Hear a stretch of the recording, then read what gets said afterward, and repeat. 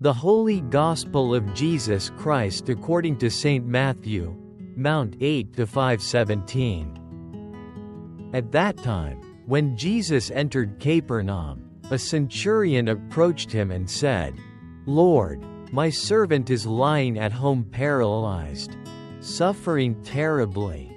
Jesus said to him, "I will come and heal him." But the centurion replied, "Lord, I am not worthy to have you enter under my roof. Only say the word and my servant will be healed. For I too am a man under authority. With soldiers under me, I say to one, 'Go,' and he goes, and to another, 'Come,' and he comes, and to my servant, 'Do this,' and he does it." When Jesus heard this, he was amazed and said to those following him, "Amen, I say to you, I have not found such faith in anyone in Israel.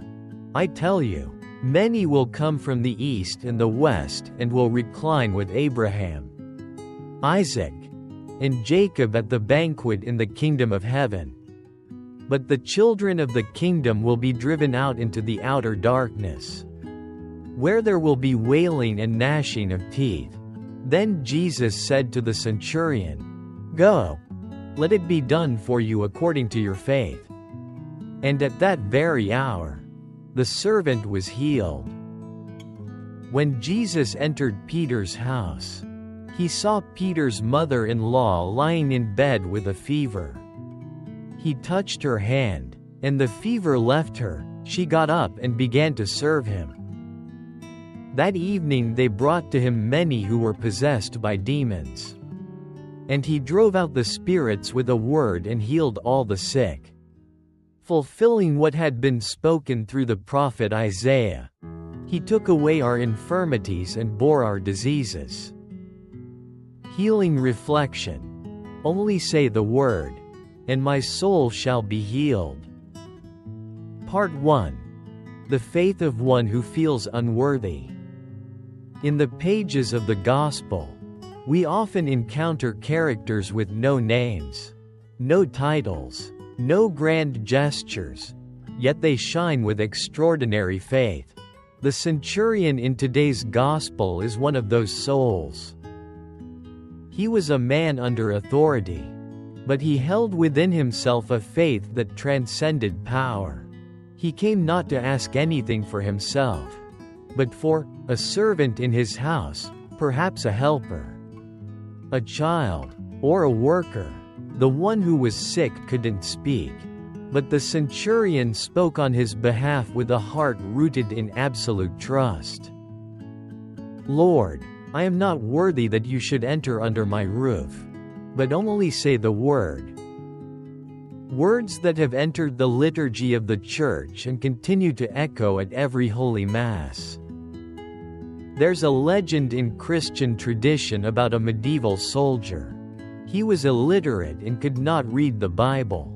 Yet each morning before battle, he would kneel, place his hand on his chest, and whisper, "Lord, please don't let me go alone."